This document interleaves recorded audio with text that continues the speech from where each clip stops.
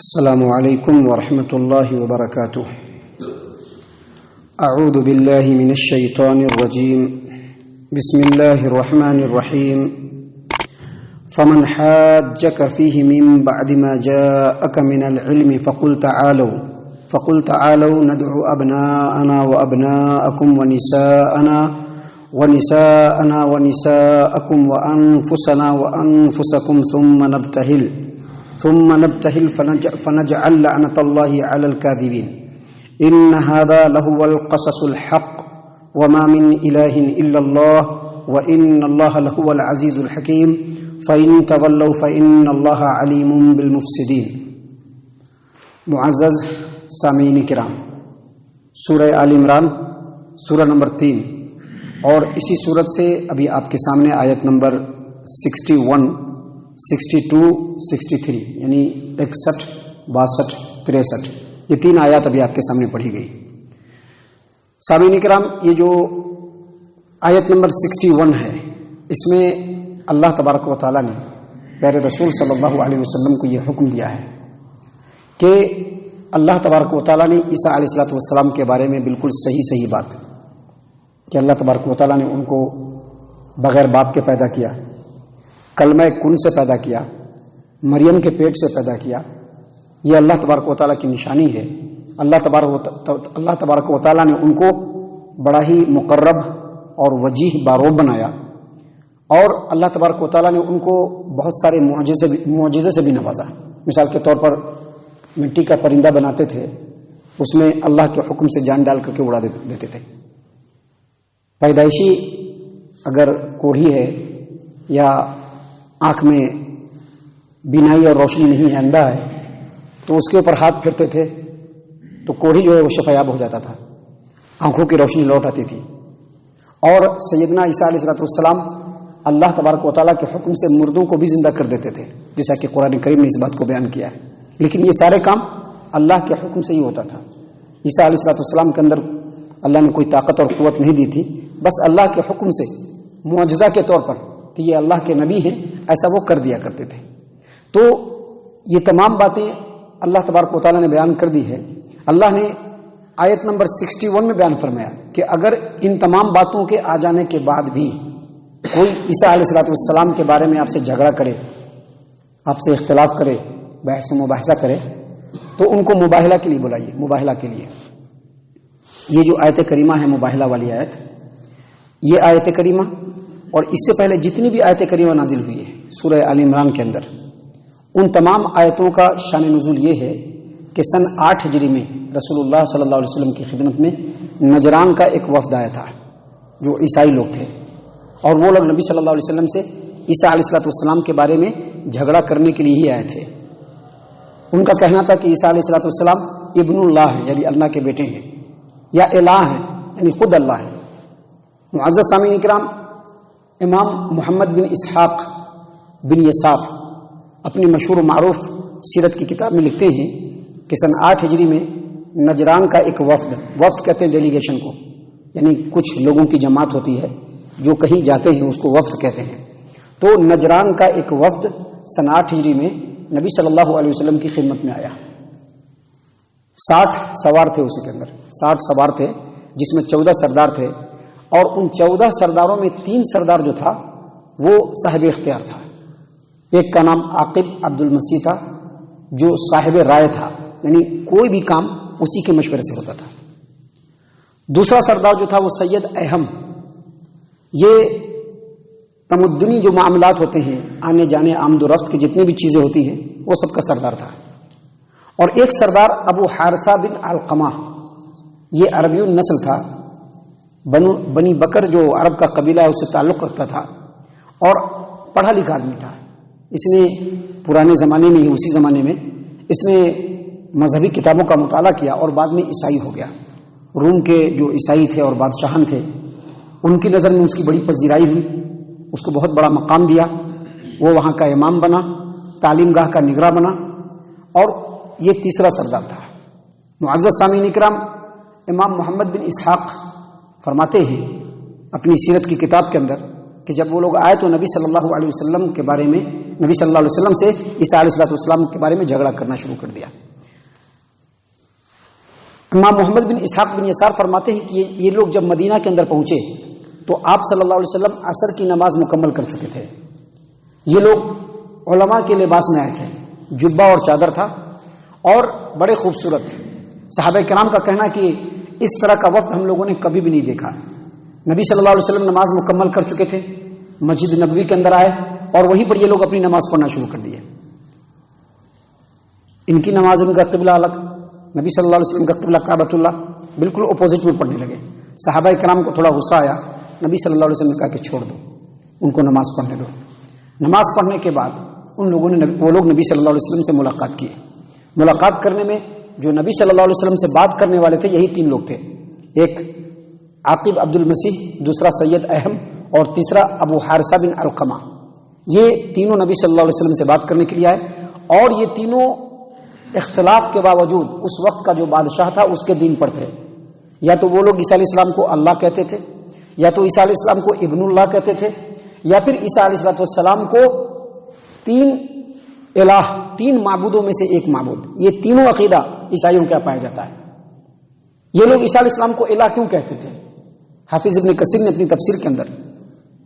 اور دیگر مفسرین نے اپنی تفسیر کے اندر لکھا ہے کہ وہ لوگ عیسیٰ علیہ السلام کو اللہ یا الہ یا معبود اس لیے کہتے تھے کیونکہ وہ کہتے تھے کہ دیکھو سیدنا عیسیٰ علیہ السلام جو پیدائشی اندھا ہے اس کو ٹھیک کر دیتے ہیں، جو کوڑھی ہے اس کو بھی ٹھیک کر دیتے ہیں، جو بیمار ہے اس کو اس کی بیماری میں شفایابی دے دیتے ہیں، اور کس کے گھر میں کیا ہے غیب کی باتیں بھی بتا دیتے ہیں، مردوں کو بھی زندہ کر دیتے ہیں، مٹی کا پرندہ بنا کر کے اڑا دیتے ہیں۔ یہ کام تو اللہ کے علاوہ کوئی نہیں کرتا ہے، لیکن اللہ تبارک و تعالیٰ نے اسی صورت کے اندر اس بات کی تردید پہلے ہی کر دی کہ سیدنا عیسیٰ علیہ السلام کو یہ معجزہ دیا گیا تھا اور یہ ساری چیزیں اللہ تبارک و تعالیٰ کے حکم سے تھی۔ اللہ نے جب کہہ دیا تو بس ہو گیا، اب وہاں پر کوئی ڈسکشن نہیں، لیکن اس کے باوجود ان لوگوں نے اس بات کی مخالفت کی۔ محترم سامعین کرام، وہ لوگ سیدنا عیسیٰ علیہ السلام کو ابن اللہ کیوں کہتے تھے؟ اس کی دلیل وہ لوگ یہ دیتے تھے کہ سیدنا عیسیٰ علیہ السلام کو اللہ تبارک و تعالیٰ نے بغیر باپ کے پیدا کیا۔ اب اگر بغیر باپ کے پیدا کیا تو ان کا باپ کون ہے بتائیے؟ تو ان کا تو کوئی باپ نہیں ہے، تو اللہ تبارک و تعالیٰ ہی اس کے باپ ہیں۔ اور پھر انہوں نے ماں کے گود میں ہی اس انداز میں بات کیا کہ جیسا کوئی بات نہیں کر سکتا ہے، اسی لیے وہ اللہ کے بیٹا ہے۔ اور سیدنا عیسیٰ علیہ السلام کو تین خداؤں میں سے ایک خدا وہ مانتے تھے، ایک خدا اللہ،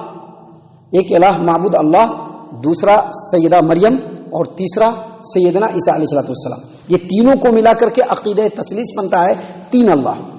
تو اس کی دلیل وہ کیا دیتے ہیں؟ آپ دیکھیں گے اللہ تبارک و تعالیٰ نے اپنے کلام میں کیا کہا ہے، ہم نے کہا،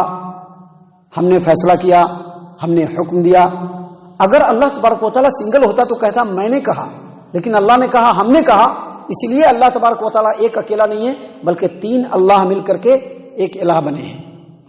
سامعین کرام، نبی اکرم صلی اللہ علیہ وسلم نے ان کی تردید میں یہ تمام باتیں سنائی ان کو کہ دیکھیے اللہ تبارک و تعالیٰ نے نازل فرمایا ہے، سورہ آل عمران کے شروع سے لے کر کے یہاں تک پوری بات سنائی، لیکن وہ لوگ ماننے کے لیے تیار نہیں ہوئے۔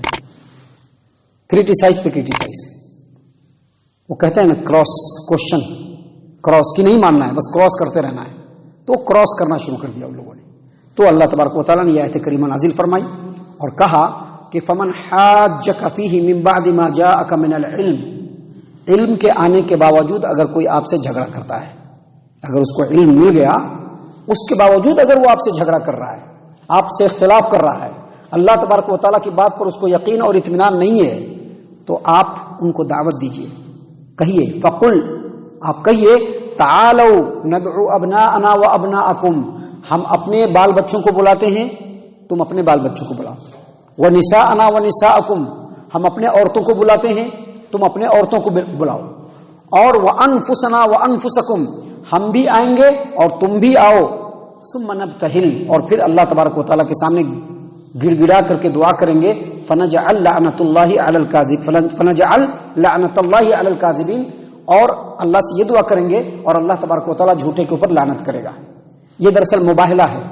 مباہلہ کیا ہوتا ہے؟ جب کسی مسئلے پر ڈسکشن ہو اور ڈسکشن میں کوئی فیصلہ نہ ہو،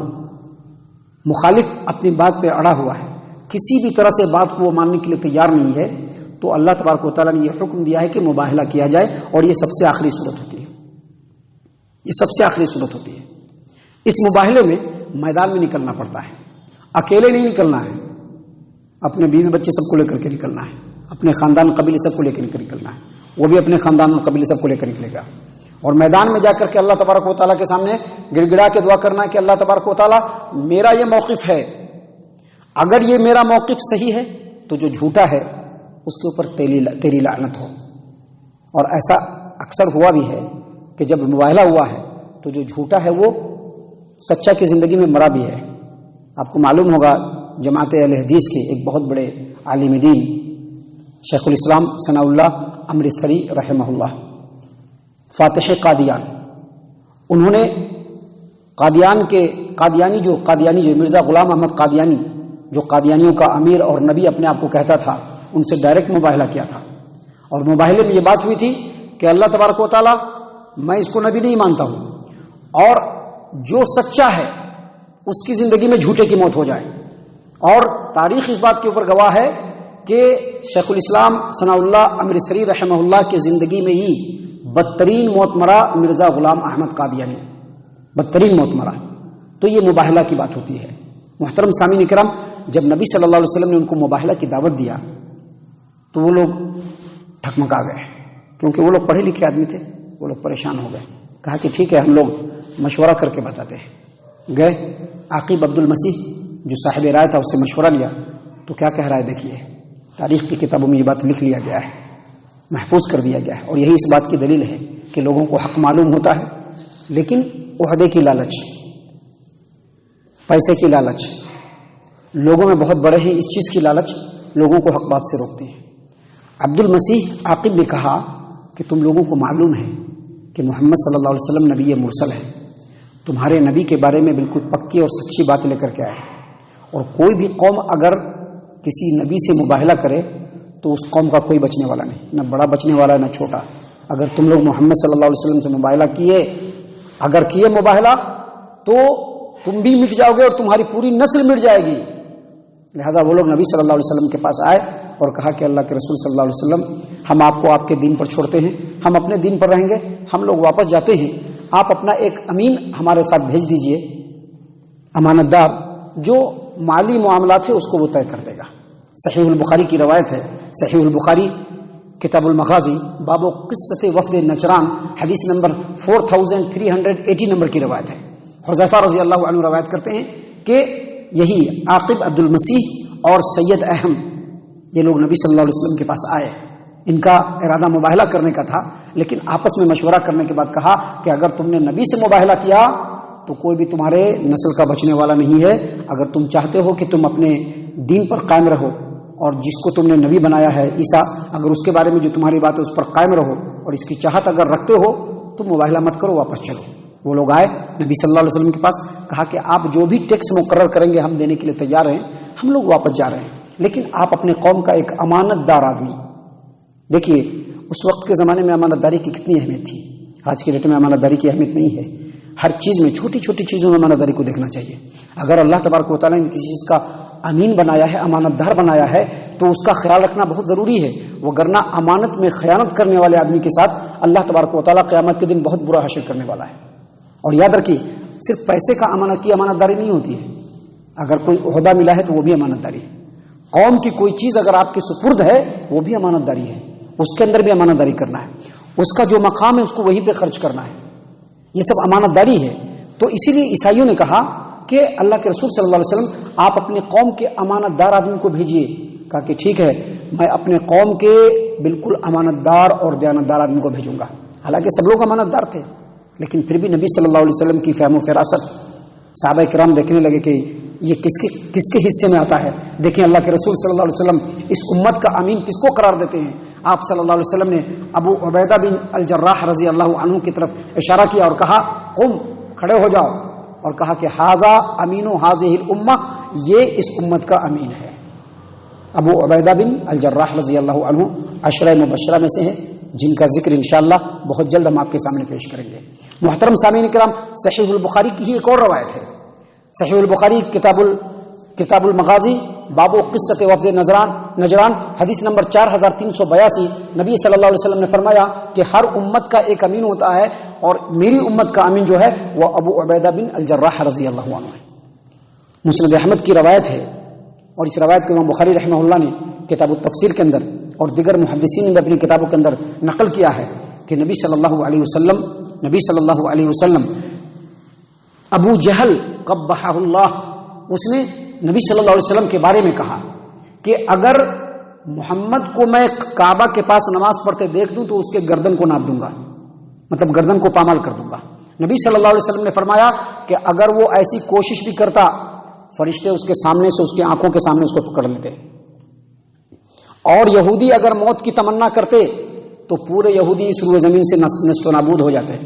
اور اگر عیسائی لوگ رسول اللہ صلی اللہ علیہ وسلم سے مباہلہ کر لیتے تو اس روئے زمین پر کوئی بھی عیسائی نہیں بچتا تھا۔ اسی چیز کو اللہ تبارک و تعالیٰ نے یہاں پر بیان فرمایا ہے۔ محترم سامعین اکرام، اللہ تبارک و تعالیٰ نے کہا کہ اگر علم آ جانے کے باوجود کوئی آپ سے اختلاف کرے تو آپ ان سے کہیے کہ آؤ ہم اپنے بال بچوں کو بلاتے ہیں، تم اپنے بال بچوں کو بلاؤ، ہم اپنی عورتوں کو بلاتے ہیں، تم اپنی عورتوں کو بلاؤ، اور ہم خود بھی آتے ہیں تم بھی آؤ، پھر ہم لوگ اللہ کے سامنے مباہلہ کریں گے، اور جب مباہلہ کریں گے تو جو جھوٹا ہوگا اس پر اللہ کی لعنت ہوگی۔ ان تمام باتوں کو بیان کرنے کے بعد اللہ تبارک و تعالیٰ نے فرمایا ان ھذا لہو القصص الحق، عیسیٰ علیہ الصلوۃ والسلام کے بارے میں جو باتیں بیان کی گئی ہے یہی حق ہے، اس کے علاوہ اور کچھ بھی حق نہیں ہے۔ قرآن کا چیلنج 1450 سال سے آج بھی موجود ہے، کوئی عیسائی اس کا جواب نہیں دے سکتا ہے، نہیں دے سکتا ہے، نہیں دے سکتا ہے، کوئی یہودی اس کا جواب نہیں دے سکتا ہے۔ اللہ نے فرما دیا ان ھذا لہو القصص الحق، عیسیٰ کے بارے میں جو باتیں بیان کی ہے وہی حق ہے، وہی سچ ہے۔ وما من الہ الا اللہ، اور اللہ کے علاوہ کوئی عبادت کے لائق نہیں، عیسیٰ بھی عبادت کے لائق نہیں، ان کی والدہ بھی عبادت کے لائق نہیں، وہ سب اللہ کے بندی ہیں، اللہ کے بندے ہیں، اللہ نے ان کو پیدا کیا ہے۔ اور اس کے بعد فرمایا، اللہ نے فرمایا وَإِنَّ اللَّهَ لَهُوَ الْعَزِيزُ الْحَكِيمُ، اور بے شک اللہ تبارک و تعالیٰ غالب اور حکمت والا ہے۔ پھر آگے اللہ تبارک و تعالیٰ نے فرمایا فَإِن تَوَلَّوْا، اور اگر ان تمام باتوں کو معلوم ہونے کے بعد بھی کوئی منہ موڑتا ہے تو جان لو کہ اللہ تبارک و تعالیٰ فسادیوں کو جانتا ہے۔ اس سے کیا پتہ چلا؟ حق سے منہ موڑنے والا فسادی ہے۔ اگر کسی کو حق پتہ چل گیا اس کے باوجود وہ اس سے اعراض کرا، سمجھ لیے وہ فسادی ہے، وہ مفسد ہے، وہ فساد پیدا کرنے والا ہے، اور ایسے فسادیوں کو اللہ خوب جانتا ہے، اور ان کو اللہ تبارک و تعالیٰ سزا دینے پر بھی قادر ہے۔ اللہ تبارک و تعالیٰ پاک ہے، ہم اس کی بڑائی بیان کرتے ہیں، اس کی کبریائی بیان کرتے ہیں، اور ہم اس بات سے پناہ اللہ کی ہی مانگتے ہیں کہ اللہ تبارک و تعالیٰ اپنے غضب سے ہم لوگوں کو بچا لے۔ اللہ تعالیٰ سے دعا ہے کہ اللہ تعالیٰ ہم تمام کو ان تمام باتوں کے اوپر خوب غور و فکر اور تدبر کرنے کی توفیق عنایت فرمائے، آمین۔ اللہ تبارک و تعالیٰ ہم تمام کو صحیح معنوں میں پکا سچا مومن مسلمان بنائے، اللہ اور اس کے رسول صلی اللہ علیہ وسلم کی اطاعت و فرما برداری کرنے والا بنائے، صحابہ کرام رضی اللہ عنہم کے طریقے پر چلنے والا بنائے، جنت الفردوس میں جگہ عطا فرمائے۔ اے اللہ ہم تمام کو جہنم سے پناہ دے، اے رب العالمین ہم تمام کو جہنم سے پناہ دے، اے مالک الملک ہم تمام کو جہنم سے پناہ دے، آمین یا رب العالمین۔ وما علینا الا البلاغ المبین۔